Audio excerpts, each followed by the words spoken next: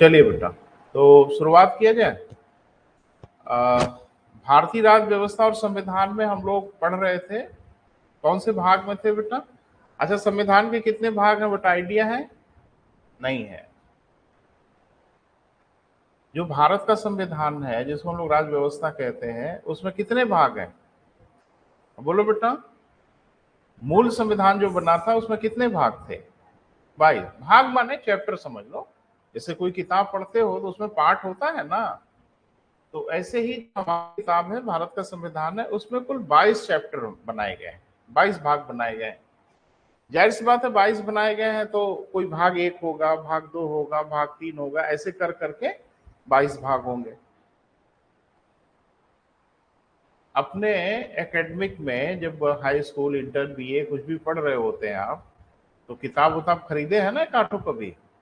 तो किताब में चैप्टर्स होते हैं ना, पार्ट होते हैं। क्यों पार्ट होते हैं? इसलिए होते हैं कि जिस पार्ट का जो नाम होता है उसी के बारे में उसमें लिखा जाता है। बोल नहीं रहे। अब जैसे पार्ट का नाम है कुछ और, तो उसमें कोई दूसरी चीज तो नहीं होगी ना। अगर मान लीजिए लिखा जाए अकबर, पार्ट 3 अकबर, तो जाहिर सी बात है अब उसमें जो भी बातें होंगी अकबर के बारे में होंगी, है ना। और उसमें मोहम्मद गोरी के बारे में थोड़ा ही होगी। तो ऐसे ही जो भी किताबें हमारे, जैसे साइंस की किताब आप पढ़ते हैं, अगर उसका चैप्टर है गुरुत्वाकर्षण, तो पूरा चैप्टर गुरुत्वाकर्षण पे लिखा गया होगा ना, तो उसमें कोई और चीज नहीं होगी। ऐसे ही जो हमारा संविधान है बेटा, उस संविधान में कुल 22 भाग हैं। ठीक है, कैसे लिखा गया कैसे नहीं लिखा गया वो बात की बात है, उस पर हम चर्चा करेंगे कभी। लेकिन लिखा गया तो कुल 22 भाग बनाए गए। और वो संविधान हमारा जो बन के तैयार हुआ था, कब हुआ था बेटा? 26 नवंबर 1949 वो तारीख है जिस दिन हमारा संविधान बन के तैयार हो गया था। तो अब हम लोग ये देख रहे हैं कि हमारे चैप्टर्स में क्या लिखा हुआ है। तो हमारे संविधान का जो भाग 5 है, भाग 4 पढ़ चुके हैं हम लोग बेटा, 4 तक पढ़ चुके हैं। तो हमारे संविधान के भाग 5 में अभी चैप्टर है, भाग 5 माने पार्ट है, तो पार्ट है तो इसका कोई नाम होगा। क्या नाम है बेटा? केंद्र की कार्यपालिका, न्यायपालिका और विधायिका, इसके बारे में। तो हम लोगों ने शुरुआत किया था किसके बेटा? कार्यपालिका। अभी तो तुमको कार्यपालिका भी नहीं समझ में आ रहा होगा ये क्या चीज है ना। यही सब तकलीफ है ना बेटा। तो सब ठीक हो जाएगा, परेशान मत होना। क्लास के बाद थोड़ा आधे आधे घंटे की सिटिंग होगी, है ना, तो यहाँ तक पहुंचा देंगे, कोई दिक्कत नहीं, फिर एकदम मक्खन जैसा सब क्लियर हो जाएगा। तो इस देश में सबसे बड़ा अधिकारी जो है, कार्यपालिका का जो मुखिया है, वो कौन है बेटा? राष्ट्रपति। क्लियर है? लेकिन व्यवहार में तो लगता है कि ना यार, प्रधानमंत्री बड़ा ताकतवर आदमी दिखता है। संविधान में लिखा है कि इस देश की कार्यपालिका का मुखिया, प्रमुख कौन होगा? राष्ट्रपति होगा, है ना। तो अभी तो देखते हैं कि राष्ट्रपति हमारे देश में है, उसका चुनाव होता है, उसकी सारी प्रक्रिया वो क्या क्या है बेटा, थोड़ा उसी पे हम लोगों को बात करनी है। ये कहा गया हमारे संविधान में। अच्छा, भाग कितने थे बेटा संविधान में? 22। अनुच्छेद कुल कितने थे? 395 अनुच्छेद। आर्टिकल 395। आर्टिकल माने, परेशान मत होइए, जैसे हम लोग लिखते हैं ना किसी चीज को, नंबर 1, फिर लिखते हैं नंबर 2, ऐसे ही कोई चीज नंबर बना के लिखते हैं। तो संविधान में चीजें नंबर करके नहीं लिखी गई हैं। संविधान में चीजें क्या करके लिखी गई बेटा? आर्टिकल करके लिखी गई हैं। तो घबराना मत, आर्टिकल माने नंबर ही समझना, कोई दिक्कत नहीं है। तो हमारे संविधान के आर्टिकल 52 में, यानी 52वें नंबर पे लिखा हुआ है कि भारत का एक राष्ट्रपति होगा। क्लियर है बेटा? अब यही पूछ लेगा कंपटीशन में कि राष्ट्रपति के पद का वर्णन संविधान के किस अनुच्छेद में है? तो किस में है? 52 में है, बताएंगे। 52 में लिखा हुआ है। 52 संविधान के किस भाग में है? भाग 5 में है। तो भाग 5 में कुछ नंबर होगा? अरे भाई, भाग 5 में किसी नंबर से शुरू करके किसी नंबर तक लिखा गया होगा। तो भाग 5 में 52 से लेके 151 तक लिखा हुआ है। क्लियर है? यानी नंबर कहां से कहां तक है बेटा, 52 से लेके आर्टिकल 151 तक। आपने 152वां कहां लिखा है सर? 152वां चला गया भाग 6 में। ऐसे ही भाग बटे हुए हैं बेटा, नंबर बढ़ते चले जा रहे हैं और भाग बढ़ते चले जा रहे हैं, ऐसे ही हमारा संविधान लिखा गया। तो कल आपने पढ़ा बेटा कि आर्टिकल 52 में वर्णन है किसका, कि भारत का एक राष्ट्रपति होगा, तो है। 53 में लिखा गया कि सभी कार्यपालक शक्ति किसके पास होगी बेटा, राष्ट्रपति के पास होगी। यानी सब शक्तियां किसके, जो किताब में लिखा है बेटा वही होगा, अपने मन से कुछ नहीं हुआ। तो उसी किताब के 53वें नंबर पे लिखा हुआ है कि भारत का जो राष्ट्रपति होगा वो इस देश की कार्यपालिका का मुखिया होगा, यानी सभी शक्तियां राष्ट्रपति के पास होंगी। ध्यान रखना, भारत में सबसे बड़ा पद राष्ट्रपति का है, उससे बड़ा पद किसी और का है नहीं। ये अलग बात है कि राष्ट्रपति के पास शक्ति है या नहीं है, वो बात की बात, लेकिन सबसे बड़ा पद कौन सा है बेटा, राष्ट्रपति का, ऐसा संविधान में लिखा है। क्लियर है? तो 53 में ये लिखा हुआ है 53वें नंबर पे कि कार्यपालिका का मुखिया है। 54 नंबर पे लिखा हुआ है कि राष्ट्रपति का निर्वाचन कैसे होगा। अरे भाई, जो भी राष्ट्रपति होगा वो कहां से आएगा, परीक्षा दे के आएगा, इंटरव्यू होगा, कि चुनाव होगा, कि क्या होगा, बताना पड़ेगा ना कि राष्ट्रपति कहां से आया है। तो 53 में तो मुखिया बताया गया, 54 में बताया गया उसका निर्वाचन कैसे होगा, है ना बेटा। तो कल आपने देखा था कि राष्ट्रपति का निर्वाचन प्रत्यक्ष नहीं होता, यानी सीधे जनता राष्ट्रपति को नहीं चुनती। कभी वोट दिया है राष्ट्रपति के चुनाव में? अरे जनता को वोट देने का मौका दिया जाए तब ना, जनता वोट नहीं देती। तो प्रश्न यह है कि राष्ट्रपति को आखिर कौन चुनता है, कोई तो चुनता होगा ना बेटा।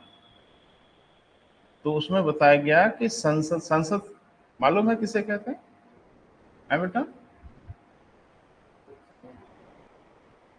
तकलीफ है, सब ठीक हो जाएगी, घबराओ नहीं, सब ठीक हो जाएगी। अभी बहुत कुछ बताना पड़ेगा तो थोड़ा धैर्य रखो। हाँ बिल्कुल, लोकसभा और राज्यसभा उसके सदन होते हैं, किसके, संसद के। और संसद के अंग 3 होते हैं, राष्ट्रपति, लोकसभा, राज्यसभा, इसको मिलाकर हम लोग संसद बोलते हैं, है ना।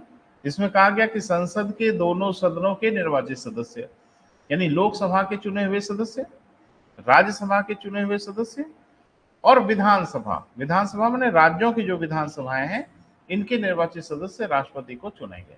क्लियर है बेटा? ठेठ भाषा में जो आप समझते हैं, एमपी, एमपी नाम सुने हो ना, तो एमपी चुनेंगे, राज्यसभा के सदस्य चुनेंगे और एमएलए चुनेंगे। एमएलए होते हैं ना, विधायक लोग, ये लोग राष्ट्रपति का चुनाव करते हैं। ध्यान रखना, एमएलसी राष्ट्रपति के चुनाव में भाग नहीं लेते। चर्चा हुई है। उसमें अपवाद कुछ मैंने बताया था, इसमें अपवाद ये है कि संघ शासित क्षेत्र जो होते हैं ना, 8 संघ शासित क्षेत्र हैं, 28 राज्य है भारत में। राज्यों की संख्या कितनी है बेटा? 28 है। संघ शासित क्षेत्र कितने हैं? 8 हैं। तो 8 संघ शासित क्षेत्रों में से 2 संघ शासित क्षेत्र ऐसे हैं जहां पे एमएलए भी होते हैं, बाकी 6 में एमएलए नहीं होते। तो जिसमें एमएलए होते हैं यानी मुख्यमंत्री होते हैं, ऐसे संघ शासित क्षेत्र 2 हैं, एक है दिल्ली और एक है पौंडीचेरी। अरे दिल्ली तो देख ही रहो, केजरीवाल इतना हंगामा मचाए रहते हैं कि रोज टीवी में दिखते ही रहते हैं, इसका मतलब दिल्ली में मुख्यमंत्री होता है। पौंडीचेरी चर्चा में नहीं रहता, आपको जानकारी नहीं कि पौंडीचेरी में भी मुख्यमंत्री होता है। तो वहां के एमएलए भी राष्ट्रपति के चुनाव में भाग लेते हैं। क्लियर है? तो कितनी विधानसभाएं राष्ट्रपति के चुनाव में भाग ले सकती हैं? 28 राज्यों की 28 विधानसभाएं, एक दिल्ली की और एक पौंडीचेरी की। तो कल को अगर परीक्षा में पूछे कि राष्ट्रपति के चुनाव में कुल कितनी विधानसभाएं भाग ले सकती हैं, तो क्या जवाब होगा? 30। 28 राज्यों की और 2 केंद्र शासित प्रदेशों की। क्लियर है? कल को सिर्फ इतना पूछेगा कि केंद्र शासित प्रदेशों की कितनी विधानसभाएं राष्ट्रपति के चुनाव में भाग लेती हैं, तो 2, दिल्ली और पौंडीचेरी। यहां तक चर्चा हो गई थी बेटा। हमारे संविधान में 14वां संविधान संशोधन हुआ था 1962 में, जिसमें पौंडीचेरी में विधानसभा बनाई गई। फिर हमारे यहाँ 69वां संविधान संशोधन हुआ 1992 में, दिल्ली में भी विधानसभा बनाई गई। फिर 70वां संविधान संशोधन हुआ 1992 में, जिसमें दिल्ली और पांडिचेरी विधानसभा को राष्ट्रपति के चुनाव में मत देने का अधिकार दिया गया। बड़ी मजेदार बात है कि पांडिचेरी की विधानसभा बनी थी बेटा 1962 में, बोल नहीं रहे, 62 से लेके 92 तक वहां विधानसभा थी, लेकिन वो राष्ट्रपति के चुनाव में वोट नहीं दे सकते थे। बन तो गई थी, आप देख रहे हैं 62 में ही बना दिया गया था, लेकिन इनको वोट देने का अधिकार कब दिया गया बेटा? 1992 में। अब दो प्रश्न आपसे पूछा जाएगा। पहला प्रश्न ये पूछा जाएगा कि पांडिचेरी की विधानसभा की स्थापना कब हुई, तो आप बताएंगे 1962 में हुई। किस संविधान संशोधन से हुई बेटा? 14वें संविधान संशोधन से हुई। फिर प्रश्न पूछेगा कि पांडिचेरी विधानसभा को राष्ट्रपति के चुनाव में मत देने का अधिकार कब मिला, तो 92 में मिला। बन गए थे 62 में, लेकिन अधिकार मिला कब? 92 में। दिल्ली विधानसभा का गठन कब हुआ? 92 में। 92 के पहले दिल्ली में कोई मुख्यमंत्री नहीं होता था, तो 92 से वहां मुख्यमंत्री शुरू हुए, और 92 में ही उनको राष्ट्रपति के चुनाव में मत देने का अधिकार मिल गया, तो भाग्यशाली थे वो। क्लियर है बेटा? अब थोड़ा ये देखते हैं बेटा, यहां तक तो क्लियर हो गया था कल बेटा ना। अब हेडिंग बना लीजिए सभी लोग, राष्ट्रपति के निर्वाचन की रीति तरीका।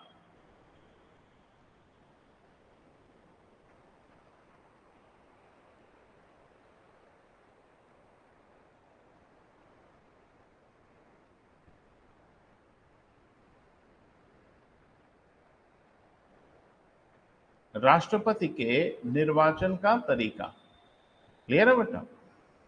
तो जाहिर सी बात है ये भी उसी किताब में लिखा होगा, संविधान की किताब में लिखा होगा, क्योंकि जो तरीका उसमें लिखा होगा वही तरीका लगाया जाएगा, जिसका वर्णन किसी अनुच्छेद में होगा। कल को फिर पूछेगा कि राष्ट्रपति के निर्वाचन की रीति का वर्णन संविधान के किस अनुच्छेद में है, बोलो बेटा? तो 55 में है, आर्टिकल 55, वहीं ब्रैकेट में लिखिए अनुच्छेद 55। तो समस्या बेटा आपकी बड़ी है ना? समस्या बड़ी है, समाधान भी बड़ा होगा, घबराओ नहीं, सब ठीक हो जाएगा, कोई दिक्कत नहीं। छोटी छोटी चीजों की जानकारी नहीं है, बाकी नहीं समस्या, वो जैसे जानकारी हो जाएगी सब क्लियर हो जाएगा। तो हमारे संविधान के भाग 5 के 55वें नंबर पे लिखा हुआ है कि राष्ट्रपति का निर्वाचन किस तरीके से होगा। कौन चुनेगा ये तय हो गया। संसद के दोनों सदनों के निर्वाचित सदस्य राज्य विधानसभा के निर्वाचित सदस्य चुनेंगे। किसको? राष्ट्रपति को। इसलिए कहा जाता है कि भारत में राष्ट्रपति का निर्वाचन प्रत्यक्ष नहीं होता, सीधे जनता नहीं चुनती, जनता जिनको चुनती है वो राष्ट्रपति को चुनते हैं। अरे हम एमएलए को चुनते हैं ना, विधायक को हम चुनते हैं ना, विधायक लोग राष्ट्रपति को चुनते हैं। हम सांसद को चुनते हैं ना, सांसद लोग राष्ट्रपति को चुनते हैं। तो जिनको हम चुनते हैं वो राष्ट्रपति को चुनते हैं। तो ये तो हो गया, लेकिन कैसे चुनते हैं? अब ये जब बच्चा पढ़ता है तो घबराता है कि चुनने का क्या तरीका, जाएंगे वोट देंगे और क्या। भाई जो हमारे यहाँ प्रणाली है वही दिमाग में रहता है कि भाई जाएंगे वोट देंगे, जो ज्यादा वोट पाएगा वो चुनाव जीत जाएगा। नहीं, ऐसे चुनाव नहीं होता। राष्ट्रपति के चुनाव का तरीका थोड़ा सा टेढ़ा मेढ़ा है बेटा, क्लियर है? और मुझे लगता है वही वाला इस बार के पीसीएस में पूछ भी लिया, सिविल सर्विसेज में या पीसीएस में कहीं मुझे दिखा, याद नहीं आ रहा है, लेकिन इन्हीं दो परीक्षाओं में से, यानी सिविल सर्विस आईएएस में पूछा है, 28 को ना पूछा है, 28 तारीख को जो भी परीक्षा हुई उसमें पूछ लिया। तो जरा ध्यान से समझना कि राष्ट्रपति का चुनाव आखिर होता कैसे है ना बेटा? तो पहले तो हम कुछ बोल रहे हैं, पहले उस शब्दों को लिखिए, फिर हम उसका अर्थ बताते हैं आपको। लिखें, राष्ट्रपति का निर्वाचन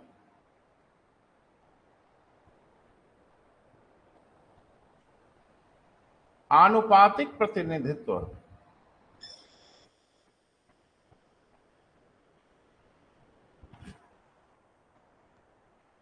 आनुपातिक प्रतिनिधित्व हो गया बेटा? अंडरलाइन कर लीजिए, आनुपातिक प्रतिनिधित्व लिख लिया बेटा। तथा आनुपातिक प्रतिनिधित्व तथा आगे तथा एकल संक्रमणीय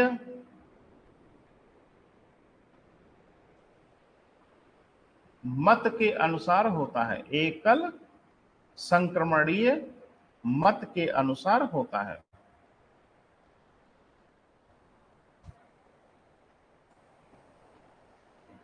ठीक, अब ईमानदारी से बता दो कितने लोगों को यह समझ में आया कि कैसे चुनाव होता है। लिख तो दिया गया। अरे भाई, जो लाइन लिखे हो वो लाइन पढ़ के समझ आ रहा है क्या मतलब हुआ इसका?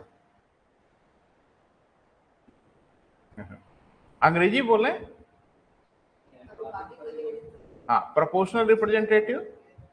और फिर अगला है एकल संक्रमणीय मत को इंग्लिश में कहते हैं सिंगल ट्रांसफरेबल वोट। समझ में आया? अब रशियन भाषा में बोले, भाषा बदल बदल के बोलने से थोड़ा ही कुछ होगा, उसको समझना पड़ेगा। तो थोड़ा हम समझाते हैं। नहीं, अगर तकलीफ आपको हो रही है तो सबको होती है, आपको भी होना चाहिए। कहा गया कि राष्ट्रपति का चुनाव जो होगा वो ऐसे होगा कि आनुपातिक प्रतिनिधित्व के आधार पर होगा और सिंगल ट्रांसफरेबल वोट के आधार पर होगा। तो उसको हम थोड़ा आपको समझाने की कोशिश कर रहे हैं। इन दोनों शब्दों का अर्थ क्या है, मतलब क्या है, क्योंकि जब इसका अर्थ नहीं क्लियर होगा तो आप नहीं समझ पाएंगे कि राष्ट्रपति का चुनाव कैसे होगा। कुछ बच्चे एकदम आखिरी नाराज होते हैं कि सर एक चीज बताइए, इसी को सीधा सीधा नहीं लिख दिए, टेढ़ा मेढ़ा शब्द लिखने की क्या जरूरत है? आसान आसान भाषा में काहे नहीं लिखे? तो इतने कठिन कठिन शब्द प्रयोग करने की क्या जरूरत थी? आनुपातिक प्रतिनिधित्व, एकल संक्रमणीय मत। अरे आम बोलचाल की भाषा में लिखे होते संविधान तो पढ़ के समझ में आ गया होता आसानी से। अब ये तो शब्द बड़ा मुश्किल हो गए। मतलब क्या है? तो मतलब हम आपको समझाते हैं। इसमें दो शब्द आए हैं बेटा, दोनों का मतलब आपको हम समझाने का प्रयास करते हैं। तो पहला शब्द क्या आया है बेटा? आनुपातिक प्रतिनिधित्व, यही ना? हेडिंग बनाइए, आनुपातिक प्रतिनिधित्व क्या मतलब है? खाली हेडिंग बनाइए बेटा, आनुपातिक प्रतिनिधित्व।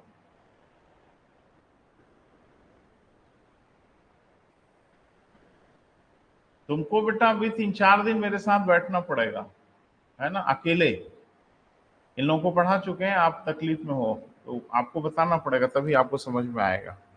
देखो,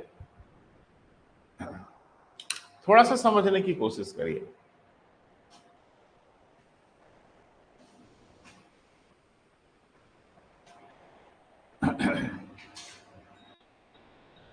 हमारे यहाँ 2 सरकारें होती हैं बेटा,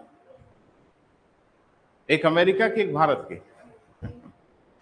भारत में ही 2 सरकारें होती हैं, है ना? एक कहाँ की बेटा? हाँ, एक सरकार होगी कहाँ की? केंद्र की होगी।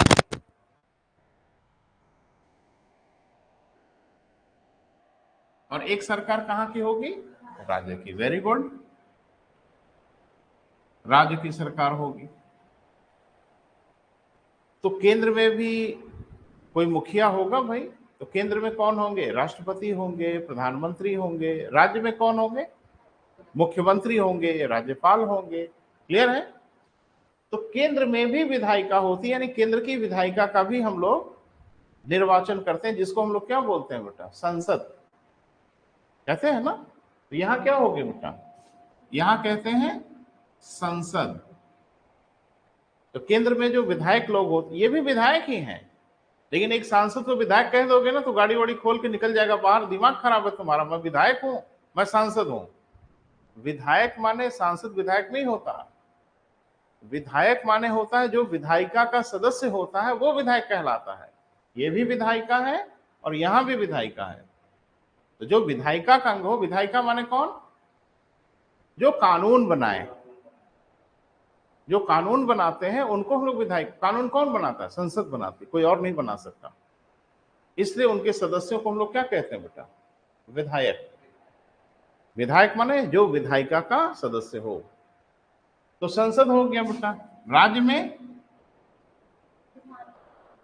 विधानमंडल कहते हैं। समझ आ रहा है? जिसको केंद्र में आप संसद कहते हो, उसको राज्य में भी संसद बोल दोगे तो कंफ्यूजन हो जाएगा ना। तो राज्य में उसको संसद नहीं कहा जाता। राज्य में क्या कहा जाता है बेटा?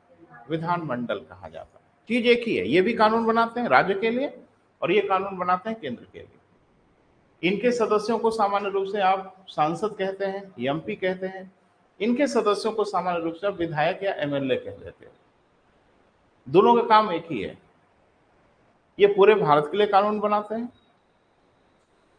ये जिस राज्य के होते, जैसे उत्तर प्रदेश का विधानमंडल होगा तो मध्य प्रदेश के लिए थोड़ी कानून बनाएगा, उत्तर प्रदेश के लिए बनाएगा। केंद्र की जो सरकार है वो किसके लिए कानून बनाएगी? पूरे भारत के लिए कानून बनाएगी। क्लियर है बेटा? तो अब जरा समझिए कि विधानमंडल कितने प्रदेशों में है। अरे हर राज्य में विधानमंडल होगा तो राज्य तो हमारे 28 तो हैं, बोल नहीं रहे। तो 28 राज्यों में विधानमंडल होगा, साथ में 2 केंद्र शासित प्रदेशों में भी बना दिया गया है, दिल्ली और पांडिचेरी। तो 30 विधानमंडलों में बनी ना बेटा। तो विधानमंडल वास्तव में कुल कितने बने? 28 और प्लस 2 बराबर 30। 28 राज्य और 2 केंद्र शासित प्रदेश, दिल्ली और पांडिचेरी, बाकी 6 में विधानमंडल नहीं है। अब जरा इधर आइए, संसद में कौन लोग वोट देंगे?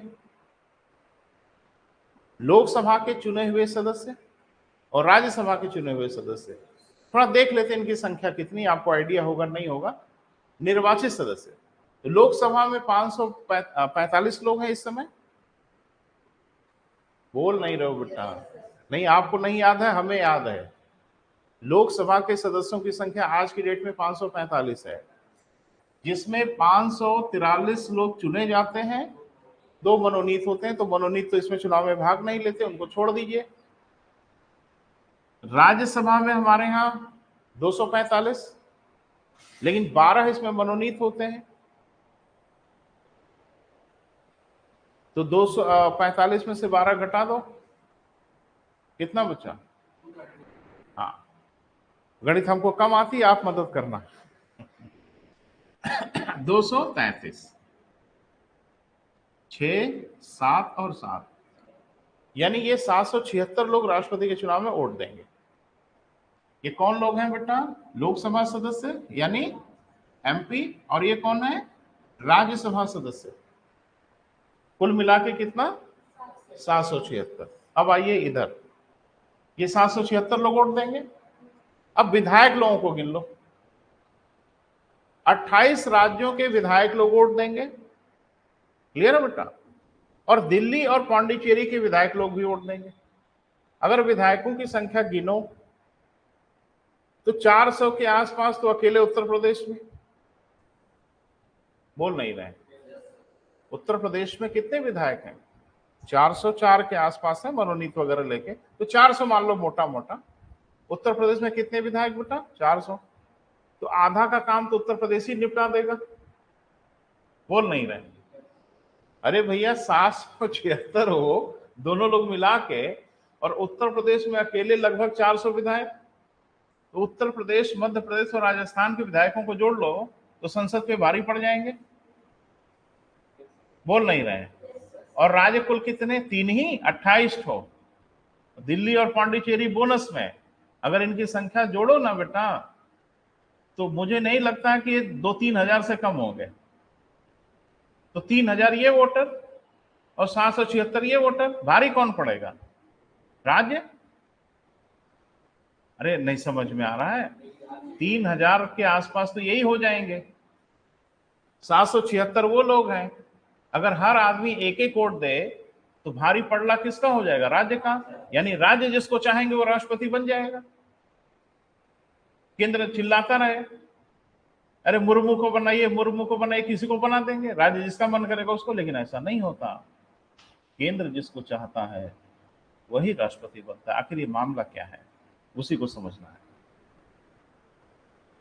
ये नियम ये है कि बेटा जैसे हम लोग प्रधानी के चुनाव में वोट देते हैं, या विधायकी के चुनाव में वोट देते हैं, या सांसद के चुनाव में वोट देते हैं, ये तो देखा होगा ना। आप नहीं दिए होंगे, हमारे घर वाले दिए होंगे, परिवार वाले दिए होंगे। एक आदमी जाके कै वोट देता है? अब बेईमानी ना करे तो है ना। एक आदमी एक वोट देता है और एक वोट जोड़ा भी जाता है। इस चुनाव में ऐसा नहीं होता। एक आदमी देता तो एक ही वोट है, लेकिन एक वोट नहीं जोड़ा जाता। क्लियर है बेटा? उसको एक अनुपात में निकाला जाता है। गणित में अनुपात कभी पढ़ा होगा, रेशियो में निकाला जाता है। जैसे मैं एक उदाहरण बता दूं, एक सांसद वोट यानी 776 में से एक आदमी अगर वोट दिया तो उसका वोट एक नहीं जोड़ा जाता, 708 वोट जोड़ा जाता है। नहीं समझ पा रहे हो? वोट एक आदमी देगा, एक वोट देगा, दिख भी रहा है एक वोट पड़ा है, लेकिन तुरंत उस एक वोट को बदल दिया जाएगा 708 में। दो अगर दिए तो 708 प्लस 708, हाँ जोड़ो मत, ऐसे बता रहे हैं। तो इनका एक आदमी का एक वोट 708 वोट गिना जाता है। क्लियर है? और यहां हर राज्यों के एक एक विधायक का वोट अलग अलग है। जैसे सबसे अधिक वोट गिना जाता है उत्तर प्रदेश के विधायक का। उत्तर प्रदेश का एक विधायक वोट देता है तो उसका वोट लगभग 200 के आसपास गिना जाता है, 208 के आसपास। और सिक्किम एक सबसे छोटा प्रदेश है, तो सिक्किम का एक विधायक वोट देता है, उसका वोट खाली 7 गिना जाता है। अब सोचो, सिक्किम के सारे विधायक मिलकर जितना वोट देंगे उत्तर प्रदेश का एक विधायक दे देगा। बोल नहीं रहे? वहां एक विधायक का वोट कितना गिना जाएगा? 7। और उत्तर प्रदेश से एक विधायक का वोट 200 के ऊपर होता है, 208 के आसपास। क्लियर है? और सबसे अधिक तो इनका भैया, इनके एक आदमी का वोट 700 के ऊपर हो जाता। अब प्रश्न ये कि क्या नौटंकी है भाई? एक आदमी एक वोट दे रहा है तो उसका 700 जोड़ ले रहे हो, एक आदमी एक वोट दे रहा है तो उसका 200 जोड़ ले हुए, एक आदमी एक वोट दे रहा है तो उसका 7 जोड़ लोगे, तो मनमाना हो गया भाई। जिसको जिताना चाहे उसका वोट बढ़ा घटा लो। नहीं, इसका फार्मूला है, उस फार्मूले से निकाला जाता है। इसीलिए कहते हैं कि ये एक आनुपातिक प्रतिनिधित्व है, यानी एक व्यक्ति का वोट एक नहीं होता, एक फार्मूले से उसका अनुपात निकाला जाता है, इसीलिए इसको बोला जाता है आनुपातिक प्रतिनिधित्व, जो हेडिंग बनाए हो। लेकिन बाकी चुनाव जो होते हैं बेटा, उसमें एक आदमी एक ही वोट देता है, उसका एक ही वोट जोड़ा जाता है। लेकिन राष्ट्रपति के चुनाव में एक आदमी देता तो एक ही वोट है, लेकिन उसका एक वोट नहीं जोड़ा जाता, एक फार्मूले से निकाला जाता है, जितना आ जाएगा उतना वोट जोड़ा जाता है। क्लियर है? मैंने उदाहरण से बताया कि सबसे अधिक मत मूल्य किसका होता है? उत्तर प्रदेश के विधायक का होता है। और सबसे कम मत मूल्य यानी अनुपात होता है कहां बेटा? सिक्किम के विधायक का होता है। अभी एक बड़ा अच्छा सा प्रश्न पूछा था आईएएस में कि केरल में विधायकों की संख्या कम है, मध्य प्रदेश में विधायकों की संख्या ज्यादा है, कुछ ऐसा करके केरल के विधायकों का मत मूल्य मध्य प्रदेश के विधायकों के मत मूल्य से अधिक है। अब इसमें परेशानी क्या है कि फार्मूला अगर आपको पता रहा होता तो अंदाजा लगा लेते कि किसका मत मूल्य कम होगा, किसका मत मूल्य ज्यादा होगा। क्लियर है बेटा? तो बड़ा टेढ़ा मेढ़ा चुनाव होता है राष्ट्रपति का बेटा। देख तो रहे हो, नौटंकी शुरू हो गई। अरे सीधे सीधे एक आदमी जाते, एक वोट दे देते, सीधे गिन लेते कौन जीता कौन हारा, पता चल जाता। लेकिन यहां तो नौटंकी है कि एक आदमी वोट देगा, पहले एक एक वोट दे लो, फिर एक एक आदमी का एक वोट कितना होता है पहले उसमें बदलेंगे, तब जोड़ेंगे कितना वोट किसको मिला। समझ में आ रही बात बेटा? तो जरा इसको समझने की कोशिश करें। लेकिन आनुपातिक प्रतिनिधित्व में एक मतदाता के मूल्य का एक मतदाता के मत के मूल्य का, आनुपातिक प्रतिनिधित्व में एक मतदाता के मत के मूल्य का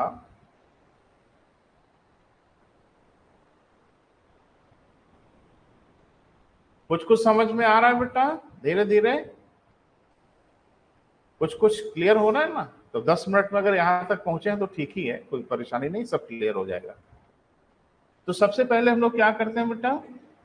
एक मतदाता के मत का मूल्य निकालते हैं। लेकिन एक बात ध्यान रखना, शुरुआत प्रदेश से होती है, यानी पहले गणना कहां से शुरू होती है बेटा? प्रदेशों से होती है। जब हर प्रदेशों की गणना पूर्ण हो जाती है तो फिर एक सांसद का मत मूल्य निकाला जाता है, फार्मूला। लेकिन ध्यान रखना, पहले सांसद का मत मूल्य नहीं निकाला जा सकता, फार्मूला ही ऐसा है। तो सबसे पहले कहां निकालेंगे बेटा? एक विधायक का मत मूल्य, है ना? लिखें, मत मूल्य की गणना का प्रारंभ, मत मूल्य की गणना का प्रारंभ सर्वप्रथम राज्यों से किया जाता है।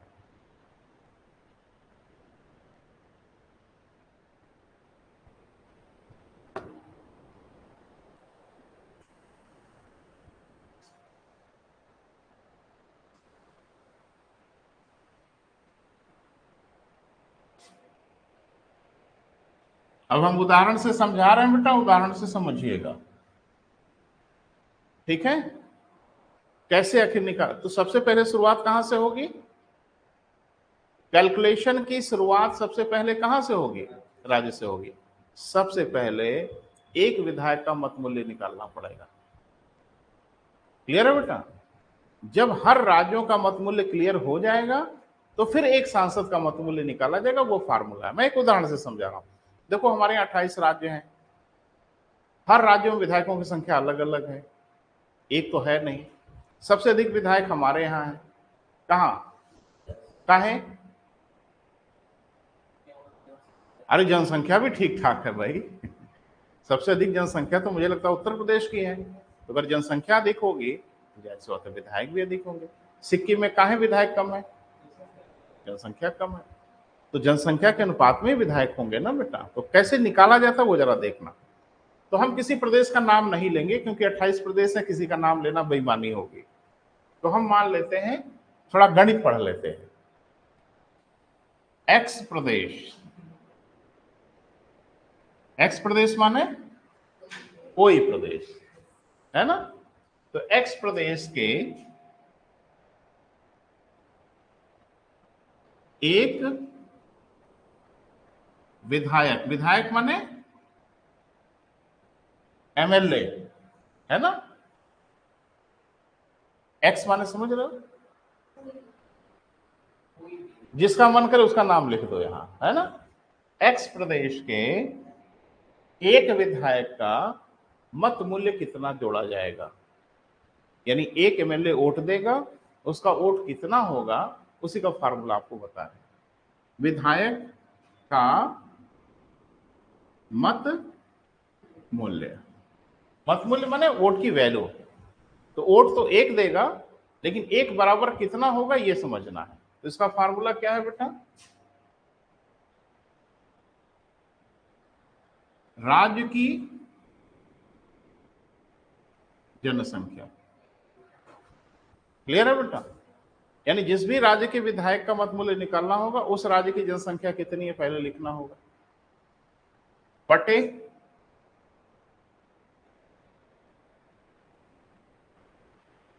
निर्वाचित विधायक की संख्या। अरे भाई कैठो विधायक चुने जाते होंगे उस राज्य में, उसकी संख्या तो होगी ही ना, उसकी संख्या से भाग दे देंगे। क्लियर है? लेकिन सीधे सीधे नहीं भाग देंगे, 1000 से गुणा करके भाग देंगे। बोल नहीं रहे, एक उदाहरण से समझाएं। जैसे मान लीजिए कि हम जिस प्रदेश की बात कर रहे हैं उस प्रदेश की जनसंख्या 10 करोड़ है। मान लें कोई प्रदेश ऐसा है जिसकी जनसंख्या कितनी है बेटा? 10 करोड़ है। वहां विधायक मान लीजिए 300 है। विधायक कितने हैं बेटा? 300। तो अब एक विधायक का वोट कितना होगा उसका फार्मूला आपको दिख रहा है।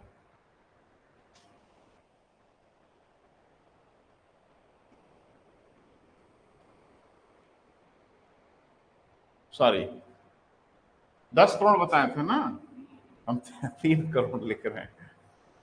तो इकाई, दहाई, सैकड़ा, हजार, 10,000, लाख, 10 लाख, करोड़, 10 करोड़, ये तो क्या हो गई बेटा? 10 करोड़ की जनसंख्या हो गई। निर्वाचित विधायक कितने हैं आए बेटा? अभी क्या बोला? 300। 300 गुणे, अब इतनी गणित तो हम लोग पढ़े ही हैं बेटा, है ना। कुछ काटे वाटे, 2 जीरो, 2 जीरो, हाँ हाँ सॉरी, ये कट गया तो बच गया 1000/3, मोटा मोटा। तो 1000/3 तो अंदाजा लग ही रहा है लगभग कितना होगा। छोड़ दो, दशमलव छोड़ दो, है ना। तो कितना आया बेटा? 333। मतलब जिस प्रदेश की गणना हम लोग कर रहे हैं उस प्रदेश का एक विधायक जो वोट देगा वो एक वोट 333 वोट गिना जाएगा। बोल नहीं रहे हैं। एक ने कहा 333.3 आया था तो कहे छोड़ दिए, छोड़ देंगे, क्योंकि इस फार्मूले में लिखा है कि 0.5 से कम आएगा तो छोड़ देंगे, और 0.5 से ज्यादा आएगा तो 1 जोड़ लेंगे। तो छोड़ दिया, ठीक ही किया, फार्मूले के हिसाब से काम कर रहे हैं। तो 333 आया, बोल नहीं रहे। क्या हर प्रदेश का 333 ही आएगा? जनसंख्या अलग होगी, विधायक अलग होंगे, तो संख्या अलग अलग आएगी। तो पहले ऐसे निकालेंगे बेटा। अब जरा कल्पना करें, किस प्रदेश की जिसकी हमने निकाला उसमें विधायक कितने हैं? 300 हैं। अरे अभी तो देखा 300 विधायक हैं, एक विधायक का वोट कितना आया? 333। तो ये राज्य कुल कितना वोट देगा? तो वोट देगा ये 3 गुणे 300। टोटल वोट एक विधायक का वोट 333, तो 300 विधायक का वोट कितना हो जाएगा भाई? गुणा करेंगे तभी ना आएगा। अरे थोड़ा गणित का मामला है भाई। एक विधायक का वोट अगर 333 है तो 300 विधायक का वोट कितना होगा? इतना होगा। तो ये क्या हो जाएगा बेटा? 9 9 9 और 2 0, इकाई, दहाई, सैकड़ा, हजार, 10,000, यही ना बेटा? हाँ, इकाई, दहाई, सैकड़ा, हजार, 10,000, 99,900 वोट। क्लियर है? तो 99,900 वोट तो पड़ेगा, लेकिन 99,900 लोग नहीं देंगे, 300 लोग देंगे, और इन 300 लोगों का वोट गिना जाएगा 99,900। बोल नहीं रहे।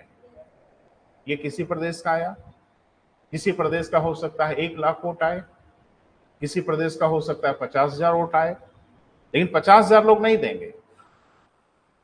जैसे यहां पे देखा आपने 99,000 वोट आया, लेकिन वोट कितना दिया है? 300 लोगों ने। ऐसे ही हर प्रदेश का कैलकुलेट किया जा सकता है। बोल नहीं रहे। तो पहले बारी बारी से हर प्रदेश का कैलकुलेट किया जाता है, ठीक है? एक विधायक का, फिर कुल कितने विधायक हैं उनका, ऐसे ही कुल 28 राज्यों का कैलकुलेट होगा, और साथ में 2 संसदीय क्षेत्रों का कैलकुलेट होगा, और फिर ये वाला वोट सबका जोड़ लिया जाएगा। क्लियर है? अर्थात राष्ट्रपति के चुनाव में राज्यों का कुल इतना वोट होगा। ये तो एक राज्य का वोट है, ऐसे ही 30 विधानसभाओं का कुल कितना वोट होगा, जोड़ा जाएगा। बोल नहीं रहे। लिख लें, गणना ये लिख लिया बेटा, पहले राज्यों से प्रारंभ की जाती है, तो लिख लें, फार्मूला लिख लें। किसी राज्य के एक विधायक का मत मूल्य बराबर, अब एक्स मत लिखिए, किसी लिख लीजिए, किसी राज्य के एक विधायक का मत मूल्य बराबर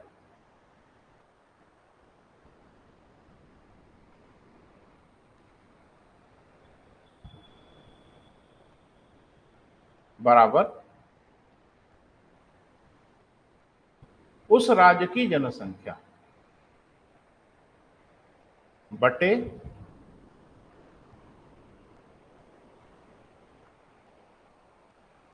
निर्वाचित विधायकों की संख्या गुणे क्या बेटा? 1,000।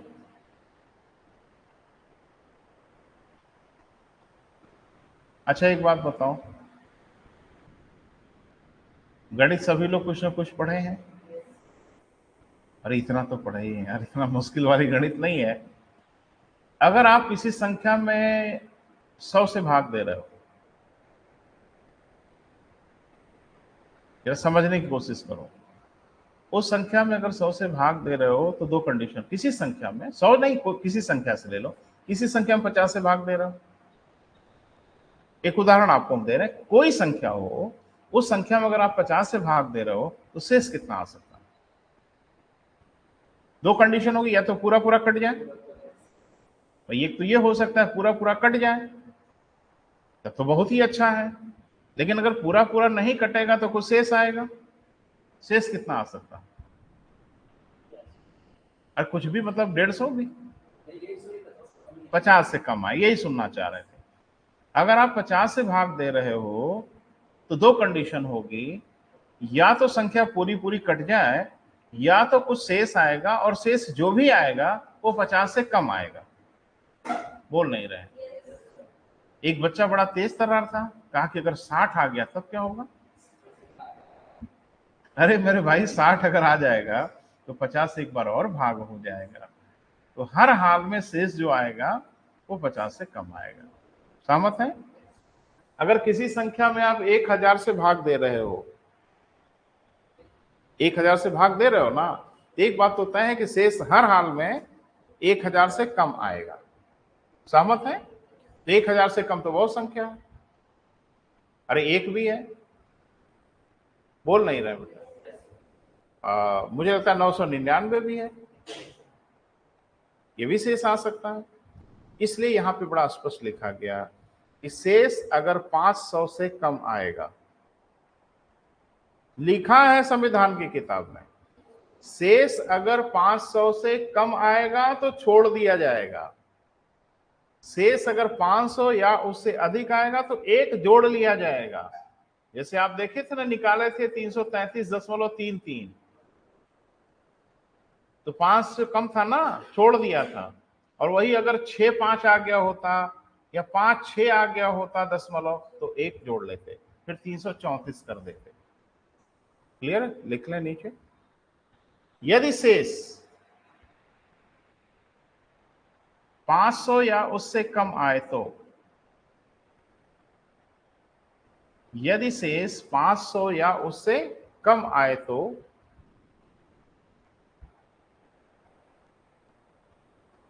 गणना में सम्मिलित नहीं करते, माने छोड़ देते हैं ठेठ भाषा में। गणना में सम्मिलित नहीं करते। क्लियर है बेटा? हाँ, परंतु शेष 500 या उससे अधिक आ जाए तो एक जोड़ लेते हैं।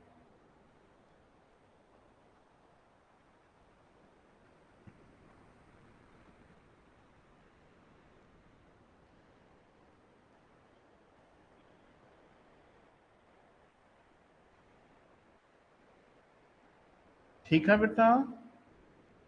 बोल नहीं रहे हैं? एकदम क्लियर हो गया? कोई डाउट? हम फिर से रिपीट कर दे रहे हैं बेटा। राष्ट्रपति के चुनाव में जो वोटिंग होती है वो प्रक्रिया बड़ी टेढ़ी मेढ़ी है बेटा, बड़ी सीधी नहीं है। जैसे बाकी चुनाव की सीधी प्रक्रिया, एक आदमी गया वोट दिया, लास्ट में गिन लिया जाएगा किसको ज्यादा मिला, जीत गया। राष्ट्रपति के चुनाव में ऐसे नहीं होता। पहले एक मतदाता का मत मूल्य निकाला जाता है। मतदाता माने जो राष्ट्रपति के चुनाव में वोट देते हैं, और राष्ट्रपति के चुनाव में हर आदमी वोट देता नहीं, या तो विधायक देते हैं या तो सांसद देते हैं। तो सबसे पहले जो गणना की शुरुआत होती है वो कहां से होती है? ध्यान से सुनना, यही घेर के पूछते हैं और चारों खाने चित हो जाते हो आप। इसको समझ लीजिए, कोई मुश्किल नहीं है। सबसे पहले कल को यही पूछेगा, राष्ट्रपति के चुनाव के मत मूल्य के निर्धारण के लिए गणना की शुरुआत सबसे पहले कहां से होती है? केंद्र से होती है, संघ शासित क्षेत्र से होती है, राज्यों से होती है। तो क्या बताएंगे? राज्यों से होती है। पहले राज्य के एक विधायक का वोट निकाला जाता है। क्यों? क्योंकि अभी आपको नहीं पता कि निकालोगे नहीं, एक सांसद का वोट ही नहीं निकाल पाओगे। अभी तो फार्मूला ही नहीं बताया उसका, आगे भी बता रहे हैं। तो सबसे पहले गणना कहां होगी बेटा? राज्यों की। हर राज्य की पहले गणना होगी कि उत्तर प्रदेश से एक विधायक का कितना वोट होगा, मध्य प्रदेश से एक विधायक का कितना वोट होगा, बिहार के एक विधायक का कितना वोट होगा, उड़ीसा के एक विधायक का कितना वोट होगा। सबसे पहले हर राज्य के एक विधायक का वोट निकाला जाएगा। क्लियर है? फिर उस राज्य के कितने विधायक हैं वो कितना वोट देंगे, गुणा करके निकाला जाएगा। समझ पा रहे हैं? जैसे एक वोट आया था 333, तो मैं जिस राज्य की बात कर रहा हूं कल 333 वोट देगा?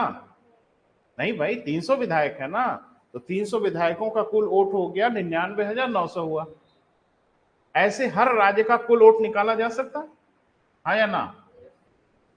उत्तर प्रदेश का कुल वोट, एक विधायक का वोट और कुल वोट, एक विधायक का वोट कुल वोट, एक विधायक का वोट कुल वोट निकाला जा सकता है। कहीं डाउट हो बेटा तो प्लीज पूछो। क्लियर है ना? बहुत कोशिश कर रहे हैं कि डाउट ना रह जाए। सब कुछ ठीक ठाक चल रहा है? अभी तक जो पढ़ा उसमें कोई संदेह है? हमें तो संदेह है, आपकी जगह पे हम होते तो हमको एक संदेह तुरंत हो जाता कि ऊपर सर आपने लिखा है राज्य की जनसंख्या, कितनी जनसंख्या? अरे कितनी जनसंख्या लिखें? उत्तर प्रदेश की कितनी जनसंख्या है? कब की बता रहे हैं? हम 2011 में हैं।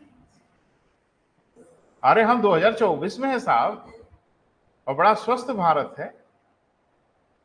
और भारत में प्रतिदिन एक ऑस्ट्रेलिया की जनसंख्या पैदा होती है। एक दिन हंसी मजाक में मैंने बोला था कि जितनी ऑस्ट्रेलिया की जनसंख्या है ना, उतने लोग भारत में प्रतिदिन पैदा होते हैं। इसीलिए तो हम लोग थोड़ा ईगो रहता है हम लोग का, ऑस्ट्रेलिया ऑस्ट्रेलिया क्या बात करेंगे, तुम्हारी जितनी जनसंख्या है पूरे देश की, उतने लोग तो भारत में रोज पैदा होते हैं। तो भैया जी एक दिन में अगर 2 करोड़ पैदा कर रहे हो आप, तो अभी तो मामला मुझे लगता है आप बता रहे हो 2011 की, तो अभी तो हम लोग पहुंच गए 2023 में। अब गड़बड़ ये हो गई कि 2021 में जनगणना होनी थी ना बेटा, हर 10 साल पे जनगणना होती है।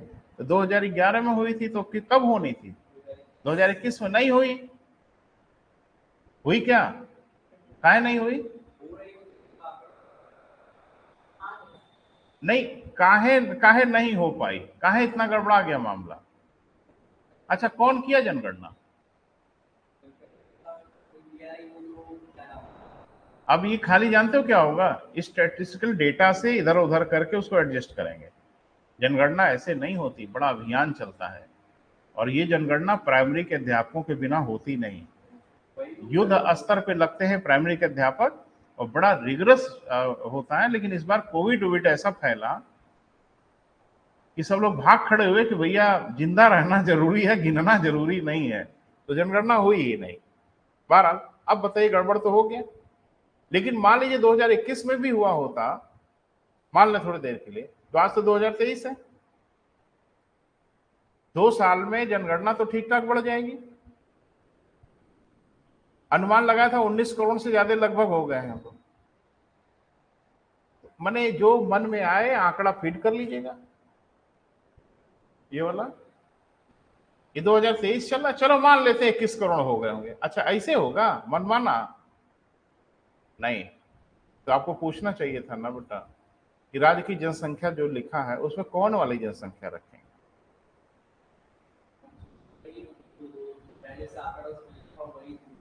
नहीं जोड़ा जाएगा, परेशानी है बेटा। तो हमारे संविधान में लिखा गया, अरे संविधान लिखने वाले बड़े चौकन्ने थे, जानते थे बवाल हो जाएगा हिंदुस्तान में। वो कहेंगे 16 करोड़ लिखो, नेता लोग लड़ जाएंगे, काहे 16 करोड़ लिखो, बढ़ गई जनसंख्या तो 16 करोड़ काहे लिखो।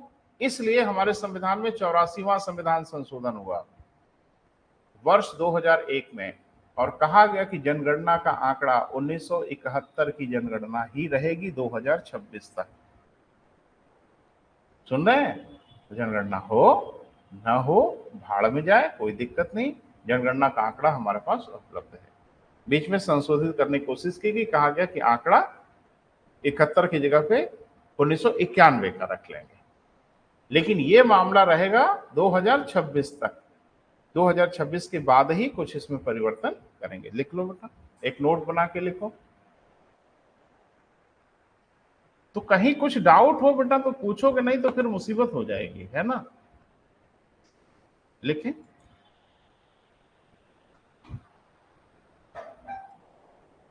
चौरासीवें संविधान संशोधन, 84th बेटा, 84वें संविधान संशोधन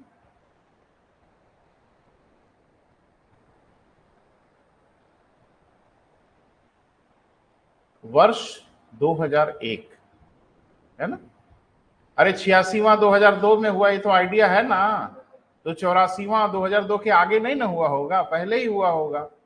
84वां संविधान संशोधन वर्ष 2001 के अनुसार जनगणना का आंकड़ा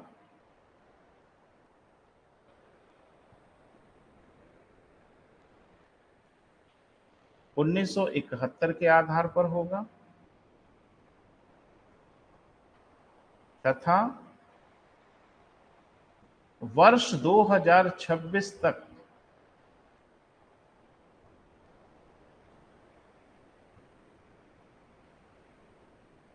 इसमें परिवर्तन नहीं किया जाएगा।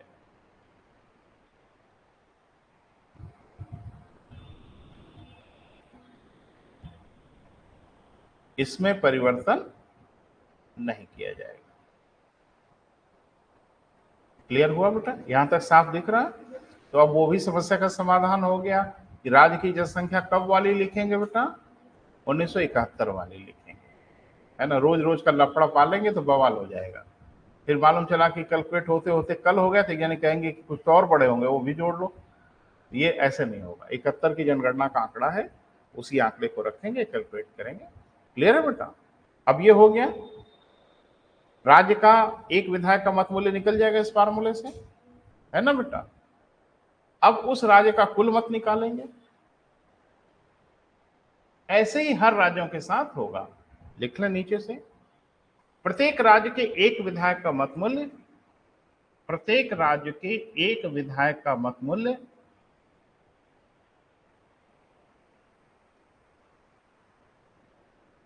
तथा उस राज्य द्वारा राष्ट्रपति के चुनाव में कुल मत प्राप्त किया जाता है।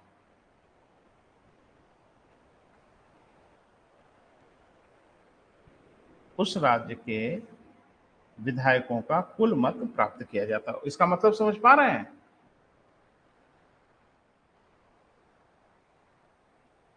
देखो बेटा, जैसे एक विधायक का मत निकाल लिया ना, एक विधायक का मत, और फिर उस राज्य के कुल विधायकों का वोट कितना हो ये निकाले। यही मैंने लिखा है कि सबसे पहले उस राज्य के एक विधायक का वोट निकालेंगे, फिर उस राज्य द्वारा राष्ट्रपति के चुनाव में दिया गया कुल मत कितना होगा वो ये होगा, ये निकाल लेंगे। ऐसा ही हर राज्य का कैलकुलेट करेंगे। लिखें, इसी प्रकार प्रत्येक राज्य के लिए गणना की जाती है। क्लियर है बेटा? पहले उस राज्य के एक विधायक का मत मूल्य, फिर उस राज्य का कुल मत मूल्य प्राप्त करते हैं। ठीक है? यह प्रक्रिया प्रत्येक प्रांत के लिए, प्रत्येक राज्य के लिए निर्धारित की जाती है।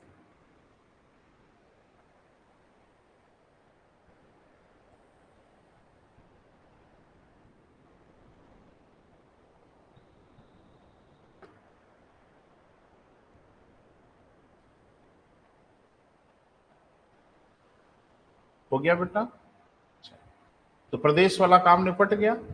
एक विधायक का भी निकाल लिया, उस प्रदेश का कुल मत मूल्य निकाल लिया, कैलकुलेट हो गया। अब चलेंगे एक सांसद का मत मूल्य निकालना। लेकिन बड़ी मजेदार बात है कि जब तक लिखो मत बेटा, सुनो, जब तक हर राज्यों के विधायक का मत नहीं निकाला जाएगा तब तक एक सांसद का मत मूल्य नहीं निकल सकता। क्लियर है बेटा? तो अब तो सब लोग रेडी कर लिए हैं। अब एक सांसद का मत मूल्य निकालेंगे। लिखें, एक सांसद का मत मूल्य बराबर, फिर फार्मूला है बेटा,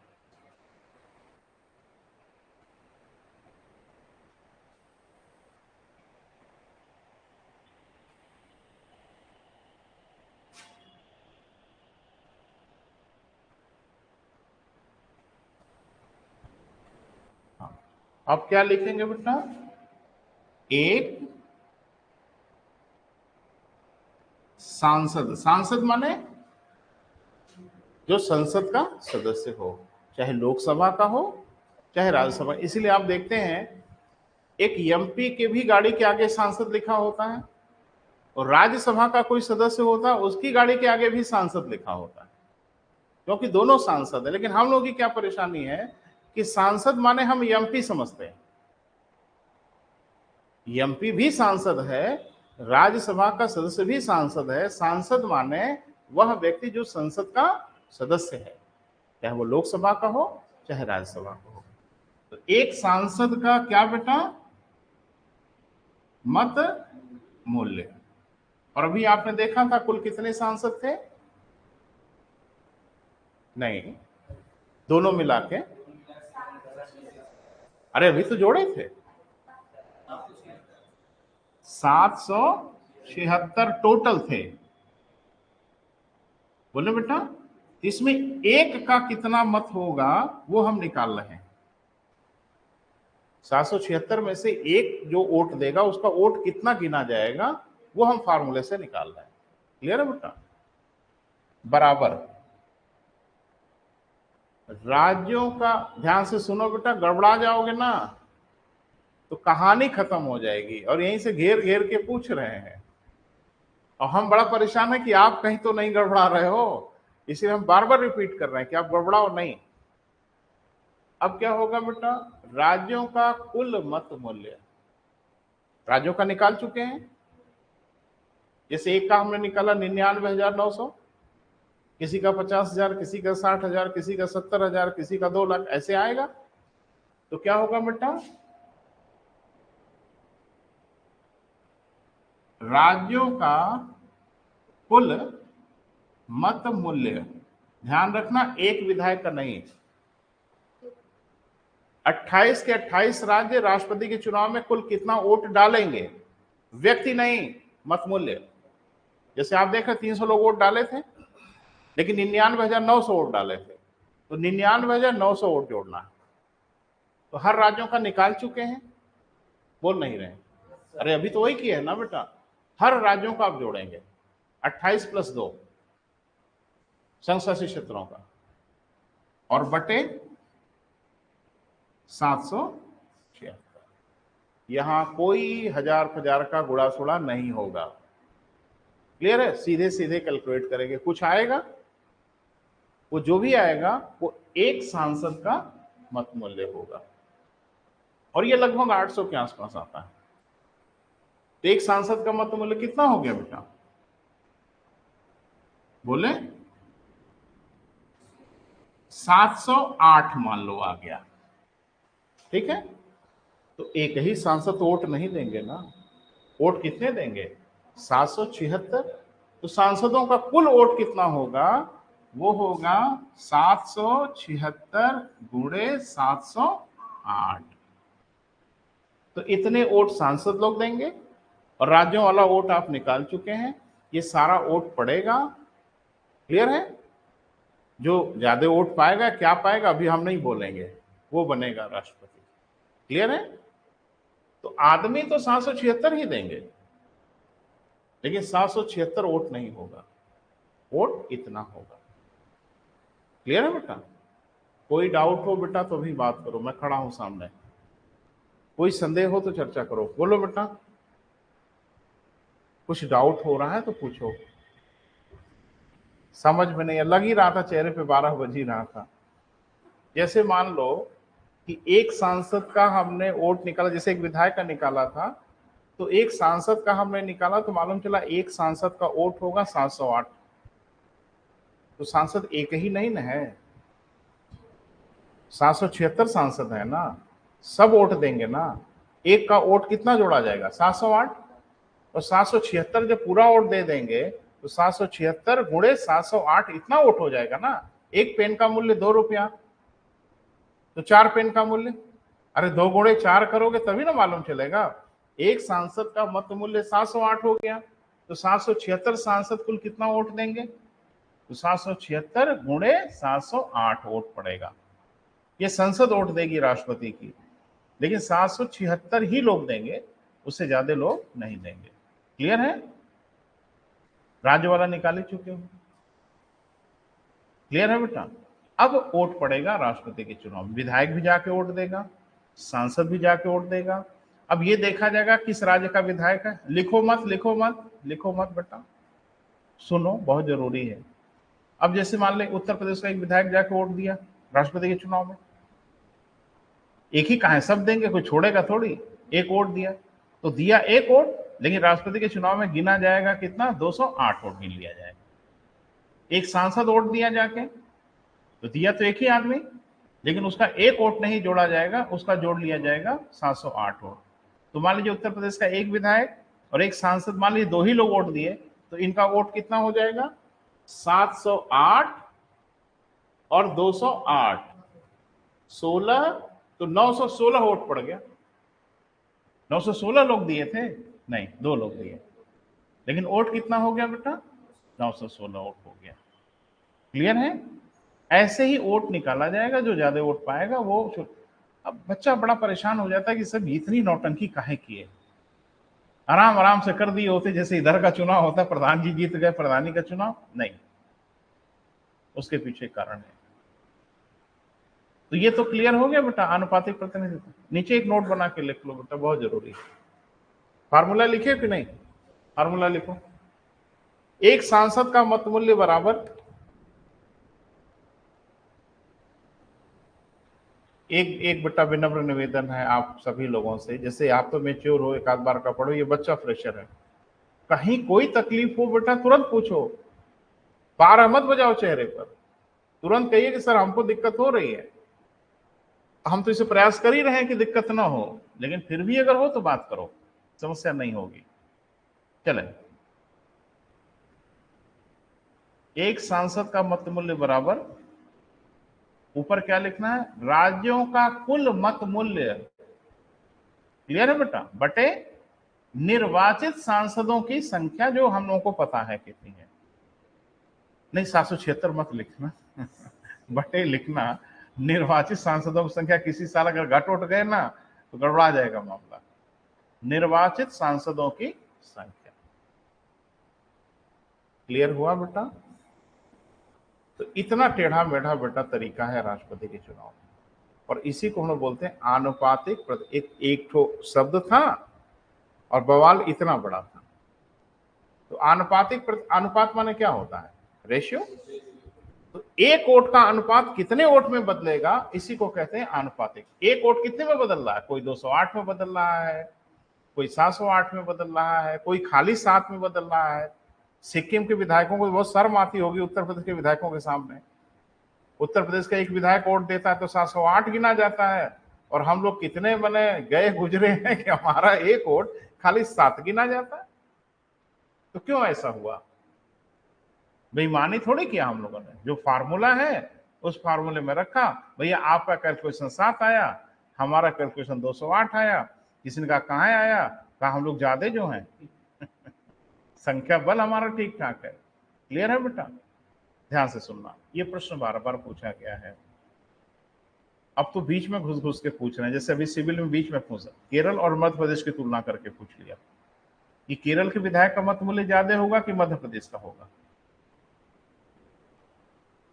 अब एक चीज बताइए, ये सैद्धांतिक रूप से संभव है कि बच्चा हर प्रदेश का जनसंख्या और विधायक की संख्या याद करे?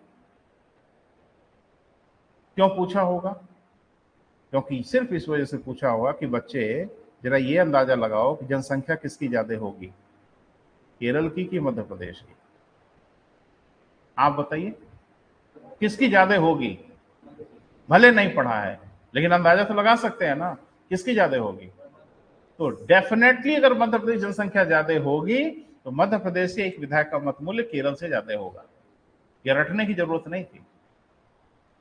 बोल नहीं रहे, कहे कि चलिए बताइए पांडिचेरी के एक विधायक का मत मूल्य और राजस्थान के एक विधायक का मत मूल्य किसका ज्यादा होगा? अरे हम पागल हैं, 1 मिनट में बता देंगे, राजस्थान के विधायक का मत मूल्य ज्यादा होगा, भले नहीं याद हो, लेकिन सामान्य बुद्धि से पता तो चल रहा है ना।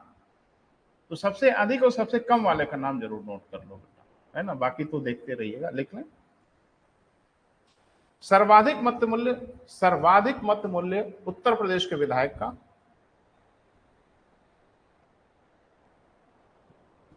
सर्वाधिक मत मूल्य किसका बेटा? हाँ, उत्तर प्रदेश के विधायक का। सबसे कम मत मूल्य सिक्किम के विधायक।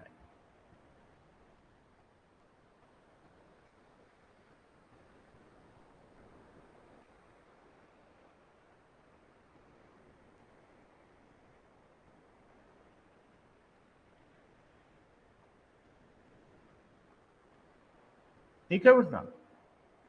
तो मुझे आंकड़ा याद है, आप भी याद कर लें तो अच्छा ही है। उत्तर प्रदेश का जो पिछले निर्वाचन में आया था वो 208 आया था और सिक्किम का 7 आया था। कितना अंतर है बेटा, कहाँ 208 और कहाँ 7, है ना?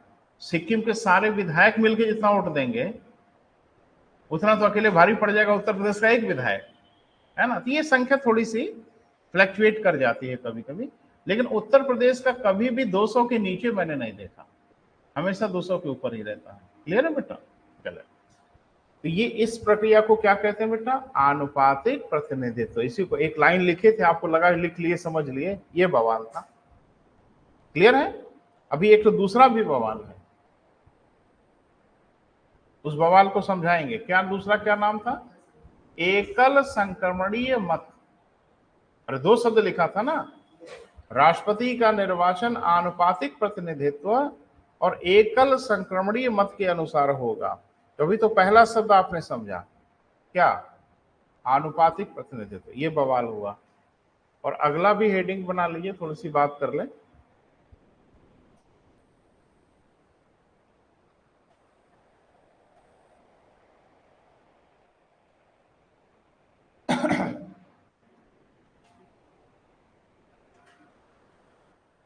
एकल संक्रमणीय मत।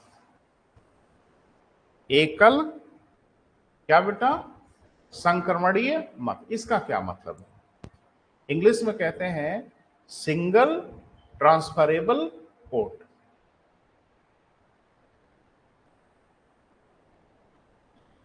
तो थोड़ा सा बेटा व्यवहार में भी रहिए और थोड़ा सा किताब भी देखें, दोनों मिला के पढ़ने की कोशिश करते हैं। पहले उस इलेक्शन की बात करते हैं जिस इलेक्शन से आप थोड़ा परिचित हैं, जिसका हम लोगों के व्यवहारिक अनुभव है। जैसे प्रधानी का चुनाव होता है, तो मुझे लगता है हम सभी लोग कहीं ना कहीं गांव से तो जुड़े ही है, तो उस चुनाव का थोड़ा आइडिया है हम लोगों को। प्रधानी के चुनाव में कितने लोग चुनाव लड़ते हैं प्रधान के लिए? अरे बेटा कोई संख्या निश्चित थोड़ी है, जितने लोग चाहे उतने लोग प्रधानी का चुनाव लड़े। निर्धारित है कि नहीं, दो से ज्यादा नहीं लड़ेंगे, नहीं। ये तो पता ही है ना, विधायक कितने चुनाव लड़ेंगे विधायकी का, चाहे जितने लड़े। कुछ तो टिकट उकट नहीं पाते तो निर्दल ही लड़ जाते हैं। तो कितने लोग लड़े, आप लड़ सकते हैं, हम लड़ सकते हैं, उम्र अगर है, क्राइटेरिया पूरी करते हैं, चुनाव लड़ने में कौन रोक लेगा। एक बात मुझे बताइए, जैसे मान लीजिए कि विधायकी के चुनाव की चर्चा करते हैं, मान लीजिए कि किसी विधानसभा में 5 लाख वोट हैं। कितने बेटा? 5 लाख वोट हैं। एमएलए का चुनाव हो रहा है, मान लीजिए वोट कितने हैं बेटा? 5 लाख। चुनाव कितने लोग लड़ रहे हैं? लड़वाइए, बताइए ना कुछ संख्या। 15 लोग चुनाव 15 लोग चुनाव लड़ाओगे, चलो ठीक है, 15 लोग चुनाव लड़ रहे हैं। प्रत्याशी कितने हैं? 15। प्रत्याशी मतलब समझते हो? अरे यार, मतलब सामान्य भाषा भी नहीं समझते। कहीं आप जहां रहते हो वहां कोई विधानसभा होगी ना, वहां विधायक चुने जाते होंगे ना, तो तुम्हारे विधानसभा में कुछ वोटर होंगे ना। अरे वोटरों की संख्या होगी ना, 4 लाख, 5 लाख, 6 लाख, कुछ तो होगी। हम मान लेते हैं कि 5 लाख वोटर हैं। विधायक का चुनाव कितने लोग लड़ेंगे ये प्रतिबंधित तो है नहीं। हो सकता है 5 लोग लड़े, हो सकता है 8 लोग लड़े, हो सकता है 10 लोग लड़े। हमारे मित्र कह रहे 15 को लड़ाइए, चलो भाई 15 लड़ा देते हैं। अब मुझे बताओ कि विधायक बनने के लिए कितना वोट चाहिए?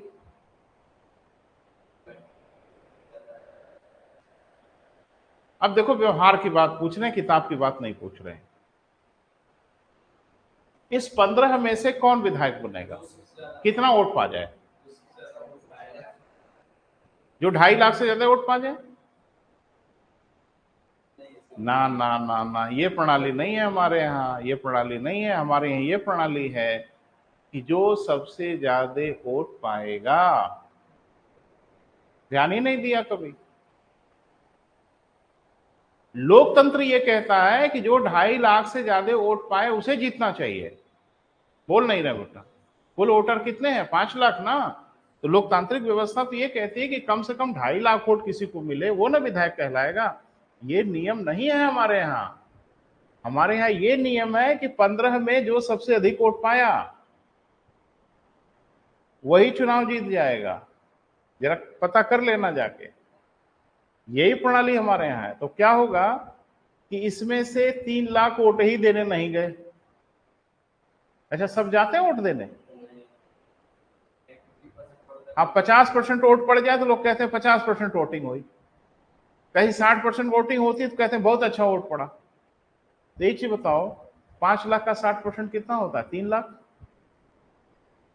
अरे 5 लाख में इतनी गणित आती होगी, 5 लाख का 60% कितना होगा? 3 लाख। 3 लाख वोट पड़ा। वोट ही पड़ा कितना बेटा? 3 लाख। 2 लाख लोग वोट ही देने नहीं आए, काहे? जून का महीना, गर्मी बहुत लग रही, कौन जाएगा बाहर निकलने? हाँ भाई, नवाब लोग हैं हमारे यहाँ, किसी को गर्मी लग रही है कि कोई टीवी का सीरियल देख रहा है, कौन जाए सीरियल छोड़ के? या भाई देवे आईपीएल आए जब ना, तो मैं लिख के दे रहा हूं कि वोटिंग परसेंटेज घट जाएगा, नहीं जाएंगे लोग, मैच देखने लगेंगे, कुछ और करने लगेंगे। तो यहाँ तो वोट को इतना महत्व दिया जाता है बेटा, जब एकदम हर काम से निवृत्त हो गए, मूड हो गया, तब वोट देने जाते हैं। नहीं तो कभी कभी सब काम से निवृत्त है, मूड ही नहीं कर रहा है, नहीं जाएंगे वोट देने। सुन रहे हो? तो ये है भारत का लोकतंत्र। तो अब बेटा 5 लाख में से कितने लोग वोट दिए? 3 लाख। प्रत्याशी कै ठो हैं? 15 ठो। अब ये 3 लाख वोट इसी 15 लोगों में बटेगा ना? बोल नहीं रहे? अभी एक और उसमें एक बटन आजकल आ गई है, नोटा। हो सकता है 1 लाख ने नोटा को वोट दे दिया हो। हाँ, कहा है भाई, मनमर्जी है। अब जानते हो, कोई 5,000 वोट पाया, कोई 10,000 वोट पाया, कोई 20,000 वोट पाया, कोई 21,000 वोट पाया, कोई 30,000 वोट पाया, कोई 40,000 पाया, कोई 50,000 पाया, और हो ये भी सकता है कि कोई 60,000 वोट पाके चुनाव जीत जाए। क्लियर है? तो अब 5 लाख वोटर में कुल 60,000 वोट पाके साहब विधायक बन गए, और मंच पे चढ़ के ताल ठोकेंगे ऐसा जैसे पूरे 5 लाख लोगों ने इन्हीं को चुन लिया है, और चुना है खाली 60,000 लोगों ने, और चिल्लाएंगे ऐसा, दहाड़ेंगे ऐसा कि जनादेश मुझे मिला है, माने पूरी जनता ने आपको चुन लिया, कोई नहीं चुना है आपको सिर्फ 60,000 लोगों ने चुना है। क्लियर है बेटा? 4,40,000 लोगों ने आपको लात मारा है, नालायक हो तुम, हम चुनेंगे ही नहीं, है ना? लेकिन ध्यान रखना बेटा, राष्ट्रपति के चुनाव में ऐसा नहीं होता, इसीलिए प्रणाली बनाई गई है। दूसरा कि जैसे मान लो ये 15 प्रत्याशी चुनाव लड़े हैं और किसी प्रत्याशी को 10,000 वोट मिला है, मान लो वो चुनाव हार रहा है, मान लें 10,000 वोट मिला है चुनाव, क्या वो अपना वोट किसी को दे सकता है? व्यवहार में बताइए, किताब का ज्ञान नहीं है, व्यवहार। जैसे कोई प्रत्याशी 10,000 वोट पाया है, चुनाव हार रहा है, एक प्रत्याशी 8,000 वोट से चुनाव हार रहा है, ये अपना 10,000 वोट उठा के उसको दे दे, लो तुम्हारा 10,000 बढ़ जाएगा, इकट्ठे चुनाव जीत जाओगे। ध्यान रखना, ये वोट ट्रांसफरेबल नहीं होता, इस वोट को ट्रांसफर नहीं किया जा सकता है। जिसको जितना मिला है बस ये उसी का वोट है, वोट उसके बाप का नहीं है जो उठा के किसी को गिफ्ट कर देगा कि चलो 10,000 हमको मिला है, मेरा वाला तुम ले लो। अरे ये होने लगे भारत में तो तमाशा हो जाए, यहां नहीं हो जाएगा तमाशा? तब तो हम भी चुनाव लड़ जाएंगे, हम बिल्कुल लड़ जाएंगे। अरे 100-200 तो मिल ही जाएगा यार, इतनी भी स्थिति खराब नहीं है, 200 वोट मिलेगा। हारेंगे, जाहिर सी बात है, फिर पूछेंगे कौन खरीदेगा 200 वोट में? कहाँ है, दुकान खुल जाएगी ना बेटा। वोट ट्रांसफर करने की अगर स्थिति बन गई यहां तो ट्रांसफर थोड़ी करेंगे, अब बोली लगाएंगे कि भैया जो हमको ज्यादा देगा अपना 200 वोट हम उसको देंगे, नौटंकी हो जाएगी लोकतंत्र की। इसलिए हमारा वोट ट्रांसफरेबल नहीं होता, हम अपना वोट किसी को नहीं दे सकते, चाहे 10 मिला हो चाहे 10,000 वोट मिला हो, वोट आपके नाम रहेगा, या तो आप जीतेंगे या तो आप हारेंगे, वोट आपका इधर उधर नहीं जाएगा। क्लियर है? राष्ट्रपति के चुनाव में क्या होता है, वोट इधर उधर भागता है, ट्रांसफरेबल होता है, लेकिन प्रत्याशी की मर्जी से नहीं, फार्मूले से होता है। क्लियर है बेटा? इसीलिए इसको बोला जाता है संक्रमणीय मत, यानी वोट क्या होता है बेटा, संक्रमण होते हैं। अब कैसे होते हैं जरा समझो, ये क्यों बवाल किया गया बेटा? तो आप भी लिखो, हेडिंग बना लिया है बेटा, एकल संक्रमणीय मत, दूसरा शब्द आया था ना, उसकी भी हेडिंग बनाओ, थोड़ा समझते हैं आज। और थोड़ा क्या समझते हैं आज, निपटाते हैं इसको, क्या हर्जा है। हेडिंग बनाइए, एकल संक्रमणीय मत, बना लिया है बेटा? अब जरा समझो राष्ट्रपति के चुनाव की क्या प्रणाली है वो जरा समझिए, और इसको विधायक, सांसद और बाकी चुनाव प्रणाली से अलग समझिएगा, और अलग है भी। कहा गया कि राष्ट्रपति के निर्वाचन के लिए पहले से निर्धारित होता है कितना वोट चाहिए, जबकि इसमें आप देख रहे हो कहीं पहले से निर्धारित था कि विधायक होने के लिए आपको 1 लाख वोट चाहिए या 2 लाख वोट चाहिए या 3 लाख वोट, ऐसा कुछ था? कुछ नहीं था। सिर्फ ये था कि जो सबसे अधिक पाएगा वो चुनाव जीत जाएगा। राष्ट्रपति के साथ बेटा ऐसा नहीं है। क्या है वो जरा देखिए। राष्ट्रपति के निर्वाचन के लिए एकदम सब मामला फिक्स है, कितना वोट चाहिए ये पहले ही निर्धारित रहता है, और ये रहता है कुल वैध मत। वैध माने एक भी शब्द लिखो और उसका मतलब बता दो आप तब। वैध मतलब होता है कि वोट इनवैलिड ना हुआ हो, खराब ना हुआ। कुछ लोग अपना वोट खराब भी कर लेते हैं, है ना। जैसे पिछले राष्ट्रपति के चुनाव में मुलायम सिंह यादव को वोट खराब हो गया था। अब ये समझ नहीं आता कि इतने बड़े राजनेता हैं, इतने अनुभवी व्यक्ति, इनका कैसे खराब हो गया, कुछ गड़बड़ कर दिया इन्होंने। तो कुछ लोगों का वोट खराब भी हो जाता है। कैसे हो जाता है अभी हम बताएंगे। प्रधानी का चुनाव मुहर से होता है ना। अरे भाई, प्रधानी का चुनाव अभी भी मुहर वाले सिस्टम से होता है ना, ईवीएम मशीन से होता है। अरे यार, बोलना जानते हो तो बोलो मुंह से ना, जो हम पूछ रहे हैं। प्रधानी का चुनाव जो होता है हम लोगों के यहाँ, आज भी वो मुहर वाले सिस्टम से होता है ना। तो कई लोगों के ऊपर मुहर लगा सकते हो? हैं? एक। अच्छा, मान लो हमारा मन कर रहा है दोनों बहुत अच्छे हैं और 2 पे अगर मुहर लगा दिया तो आपका मत इनवैलिड हो जाएगा, अवैध हो जाएगा, फाड़ के कूड़ेदान में फेंक दिया जाएगा। क्लियर है? एक से ज्यादा लोगों को वोट नहीं दे सकते हैं। अगर आपने ऐसा किया तो आपका मत अवैध हो जाएगा। राष्ट्रपति के चुनाव की मजेदार बात यह है कि सबको वोट दे सकते हैं। पता नहीं समझ पा रहे हो कि नहीं। अगर राष्ट्रपति के चुनाव में 8 लोग चुनाव लड़ सकते हैं, लड़ रहे हैं, तो 8 को वोट दे सकते हो आप। देते भी हैं लोग।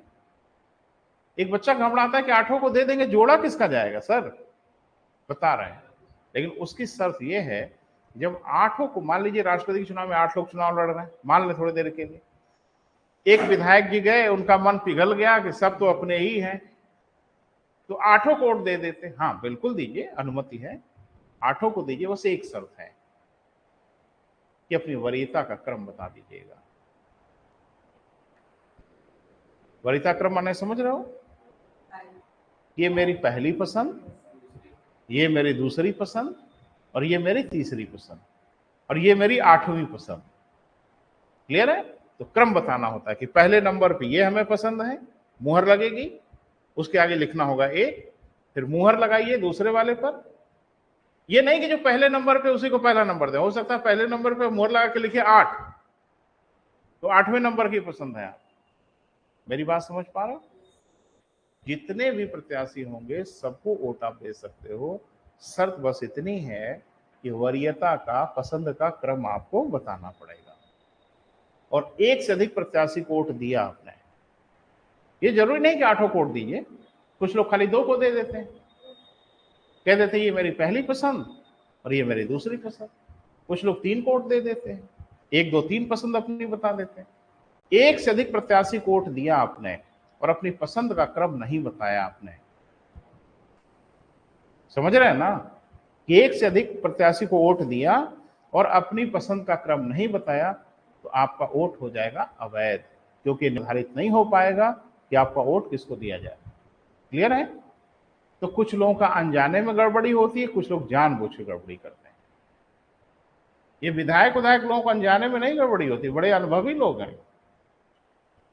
तो कभी कभी विपक्ष इनसे कहता है कि हमको वोट दे दीजिएगा राष्ट्रपति के चुनाव में, हमारे प्रत्याशी को। और ये इधर वचनबद्ध हैं, इधर भी शपथ लिए हैं कि आपको वोट देंगे। ये वे चाल चलते हैं, कहते हैं कि देखो भाई, हम अपना वोट ही अवैध कर लेते हैं, उनका वोट एक खराब हो जाएगा। ये सब बुरा गणित होती रहती है बेटा, तो ध्यान से सुनना। वैध मत का मतलब क्या? जो मत इलीगल न घोषित हुआ हो, माने वो मत अब जोड़ा जाएगा। क्लियर है?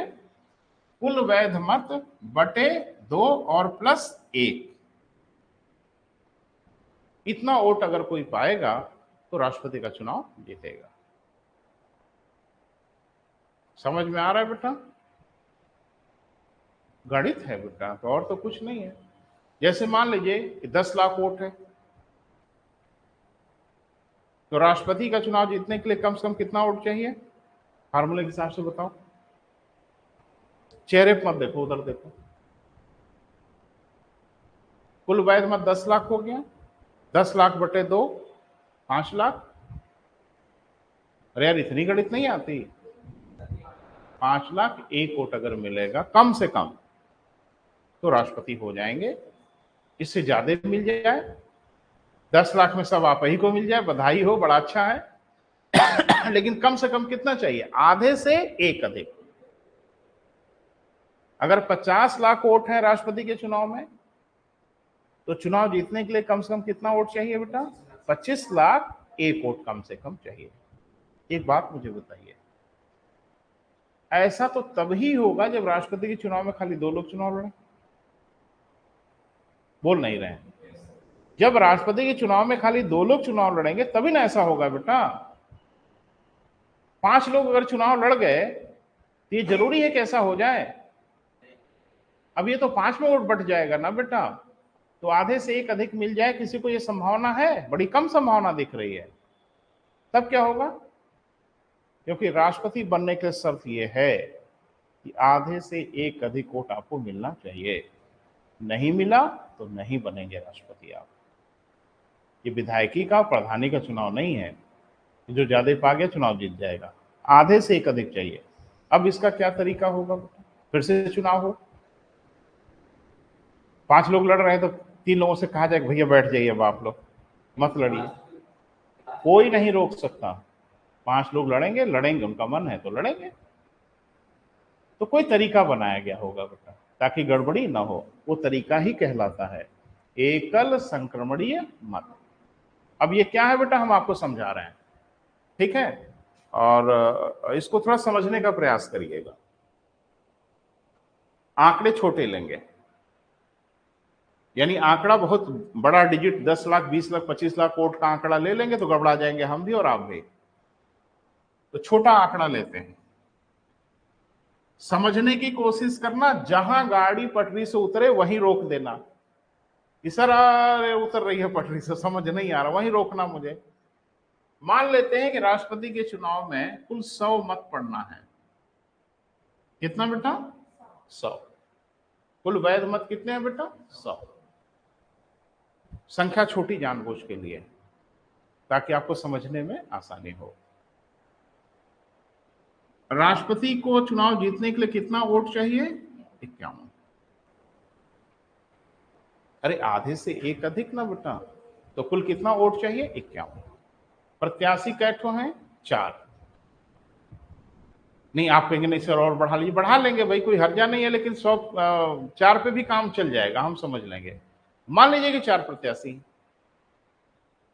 और उनका नाम है क्रमशः ए बी सी और डी। ये 4 लोग हैं मान लो, राष्ट्रपति के चुनाव में भाग ले रहे हैं। राष्ट्रपति कौन बनेगा?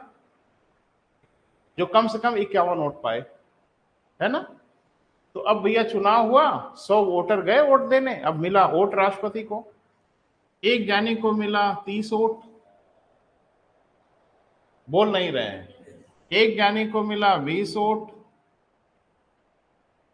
एक जानी को मिला 35 वोट, एक जानी को मिला 15 वोट।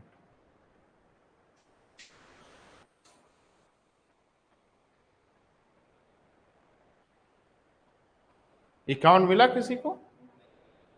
कोई बना राष्ट्रपति? विधायकी का चुनाव होता ना, ये हो गए थे विधायक। 35 वोट पाए हैं ना, ये विधायक हो गए। राष्ट्रपति में ऐसा नहीं होगा। अब क्या होगा? 51 वोट तो चाहिए ना। बोल नहीं रहो बेटा, अब इसका रास्ता निकालना पड़ेगा। लिखा है किताब में, संविधान में लिखा है। लिखा यह है कि जो सबसे कम वोट पाया होगा उनको बुलाइए और उनको प्यार से समझाइए कि देखिए बहुत खेद है, बहुत दुख है कि आप घर जाएं। ठीक है, क्योंकि अब राष्ट्रपति के चुनाव में आप कहीं नहीं हो। तो सबसे कम वोट कौन पाया है? डी। क्लियर है बेटा? तो डी को कहा जाएगा कि अब आप इस दौड़ में कहीं नहीं हैं, तो आप जाएं घर, क्योंकि अब आप में राष्ट्रपति बनने की कहीं कोई उम्मीद नहीं बची है। लेकिन आप घर जाएंगे, आपका वोट घर नहीं जाएगा, वोट ट्रांसफर किया जाएगा। इसी को कहते हैं एकल संक्रमणीय मत। अब कैसे ट्रांसफर होगा? कोई तो तरीका होगा ना बेटा। तो तरीका यह है कि 15 लोगों की कोई दूसरी वरीयता होगी। लो, 15 लोगों ने पहले नंबर पे डी को चुना है, तो इन 15 लोगों ने दूसरे नंबर पे भी किसी को चुना होगा, क्योंकि मैंने कहा राष्ट्रपति के चुनाव में वरीयता क्रम में वोट दिया जाता है। इन 15 लोगों की मान लो पहली पसंद बना कौन? ए। समझ आ रहा मैं क्या कह रहा हूं? कोई डाउट हो तो पूछ लो। इन 15 लोगों ने अपना वोट मान लो चारों को दिया था, पहले नंबर पे ने पसंद किया था डी को, तो डी को 15 वोट मिल गया। क्योंकि डी चुनाव हार रहा है, इसलिए 15 वोट रहेगा, लेकिन वोट ट्रांसफर कर दिया जाएगा किसको? इनकी दूसरी वरीयता को। दूसरे नंबर पे इन्होंने किसको पसंद किया। और हम ये कह रहे हैं कि मान लो कि इनको हटा दिया गया, डी चुनाव के बाहर हो गए। अब कितने लोग बचे? 3 लोग, लेकिन वोट बाहर नहीं होगा। ठीक है? अब ये वोट ट्रांसफर हो गया किसको? ए को। अब वोट कितना हुआ जरा देख लो, 45, 20 और 35। अब ये हो गया ना बेटा, लेकिन अभी भी किसी को 51 वोट नहीं मिला, अभी भी कोई राष्ट्रपति नहीं बना। तो अब मुझे लगता है आप समझ रहे हैं तलवार किस पे चलने वाली है। अब विदाई समारोह होगा बी का। बी से क्षमा मांग लिया जाएगा कि भैया जी आप घर चले जाएं, क्योंकि आप इस चुनाव में कहीं नहीं हो। तो अब चुनाव से बाहर कौन होंगे बेटा? बी। ठीक है? लेकिन इनका 20 वोट बाहर नहीं होगा। ठीक है? इनका 20 वोट इनकी दूसरी वरीयता पे ट्रांसफर हो जाएगा। क्लियर है? समझ नहीं पा रहे हो? अब इनका 20 वोट जो होगा वो इनकी दूसरी चॉइस पे चला जाएगा, और दूसरी चॉइस पे मान लीजिए किसी को पसंद किया था। हम मान ले रहे हैं, अपने मन से मान ले रहे हैं, अब कोई वोट दिया थोड़ा ही है, मानना तो कुछ ना कुछ पड़ेगा ही। तो मान लीजिए पसंद कर लिया, तो इनको हो गया 20 वोट इधर चला गया, अब इनको मिला 45 और इनको मिल गया 55। और इनको दीजिए बधाई, क्योंकि ये बन गए भारत के राष्ट्रपति। इनको 51 से ज्यादा वोट मिल गया। इसमें क्या करते हैं? प्रत्याशी बाहर होते जाते हैं, वोट आगे बढ़ते। देखो 100 वोट अभी भी है, वोट नहीं घटेगा। इसी प्रणाली को क्या बोलते हैं बेटा? एकल संक्रमणीय मत। लेकिन शर्त यह है कि राष्ट्रपति वही बनेगा जो कुल वैध मत का आधे से एक अधिक वोट पाएगा। इसका तरीका यह अपनाया जाता है। समझ में आया? लिख लें। राष्ट्रपति के निर्वाचन के लिए आवश्यक मत मूल्य बराबर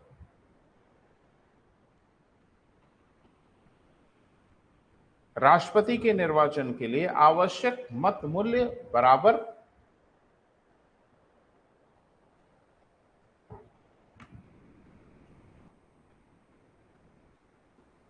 कुल वैध मत। अभी हमने वैध की परिभाषा बताई आपको, बोले बेटा? कुल वैध मत बटे 2 और टोटल का +1। ठेठ भाषा में कहें तो आधे से एक अधिक। क्लियर है बेटा? अभी कैसे होगा? ये ऐसे होगा जो मैंने बताया। ठीक है? यानी पहले राउंड में जो प्रत्याशी सबसे कम वोट पाएगा उसको दौड़ से बाहर कर दिया जाएगा, लेकिन उसका वोट बाहर नहीं होगा, उसका वोट अगली वरीयता को ट्रांसफर कर दिया जाएगा। ये प्रक्रिया तब तक चलेगी जब तक कि किसी को आधे से एक अधिक वोट ना मिल जाए। बीच में अगर मिल गया तो बड़ा अच्छा, नहीं लास्ट तक जाते जाते जब 2 लोग बचेंगे तब तो पक्का हो जाएगा। लेकिन एक मजेदार बात सुनाई, कि अब तक भारत के राष्ट्रपति के निर्वाचन में पहले ही राउंड में वारा न्यारा हो गया है। समझ रहे हो? अरे भाई, मजेदार बात आपको बता रहे हैं। अब तक भारत के राष्ट्रपतियों के जो चुनाव हुए हैं उसमें पहले ही दौर में क्लियर हो जाता है कौन बना राष्ट्रपति, क्योंकि पार्टियां सपोर्ट करती है ना बेटा। जैसे मुर्मू जी हमारी राष्ट्रपति हैं, है ना? इनको कौन सपोर्ट कर रहा था? बीजेपी। केंद्र में बीजेपी की सरकार, कई राज्यों में बीजेपी की सरकार। ये सब मिलकर वोट दे देंगे तो चुनाव जीत ही जाएंगे। इसमें दूसरी वरीयता की नौबत नहीं आती। अब तक सिर्फ एक बार दूसरी वरीयता का सहारा लिया गया आज तक के चुनाव में, लिया ना बेटा? और वो था वीवी गिरी, जो भारत के राष्ट्रपति बने। नाम सुना है ना? भारत के राष्ट्रपतियों की लिस्ट कभी देखा होगा तो उसमें एक हमारे राष्ट्रपति थे, वीवी गिरी। तो वीवी गिरी के चुनाव में पहली बार और आखिरी बार दूसरी वरीयता का प्रयोग किया गया, नहीं तो अदरवाइज हर बार में पहले राउंड में ही क्लियर हो जाता। अरे 50% नहीं बेटा, 80-80, 85-85, 90-90% पहले ही बार में उठ पा जाते हैं। 50% प्लस एक की तो बात ही छोड़ दो। लेकिन वीवी गिरी के चुनाव में ऐसा हुआ क्योंकि राष्ट्रपति पद के जो प्रत्याशी होते हैं वो एक सत्ता पक्ष प्रायोजित करती है और एक विपक्ष प्रायोजित करती है। जीतता कौन है? सत्ता पक्ष वाला। और उसमें बड़ा महत्वपूर्ण भूमिका होती है उत्तर प्रदेश की। क्यों होती आप समझ ही रहे हैं। तो केंद्र में अगर सरकार किसी की है और उत्तर प्रदेश में अगर उसकी सरकार है, बस ये मान के चलो कि राष्ट्रपति वो जितवा लेगा। और यहां तो आप देख रहे हो बीजेपी की बहुत ढेर सारे प्रदेशों में सरकारें हैं, केंद्र में उसकी सरकार है। ये अगर मन बना लेंगे तो जितवा ही लेंगे। और बाकी छोटे छोटे पार्टियों को भी मना लेते हैं। जैसे महाराष्ट्र में देखा, शिंदे की सरकार थी तो बीजेपी के सहयोगी हैं। उधर वो कौन, ठाकरे साहब है ना, तो उनके भी कुछ विधायक हैं। तो उन्होंने अपने विधायकों से कहा कि वो बीजेपी वाले प्रत्याशी को वोट मत देना। उनसे कहा देंगे, फोड़ लेते हैं उधर भी। तो ऐसे कई इनके सहयोगी भी तो हैं जो इनको वोट देंगे, इसलिए बहुत हैंडसम मार्जिन से जिता ले जाते हैं। और ये प्रतिष्ठा भी होती सरकार की, भाई जिस प्रत्याशी को घोषित किया अगर वो हार जाएगा तो प्रत्याशी की नाक तो कटेगी ही कटेगी, केंद्र सरकार की भी कट जाएगी। तो ये जितवा ले जाते हैं बेटा। तो एक नोट बना के लिखो, सामान्य रूप से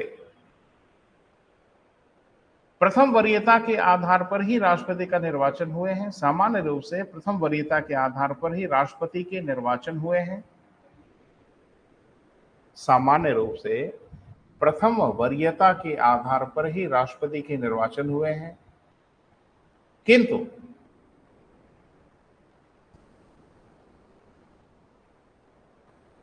वी गिरी, ये राष्ट्रपति रहे बेटा भारत के, किंतु वी गिरी के निर्वाचन में दूसरी वरीयता का प्रयोग किया गया।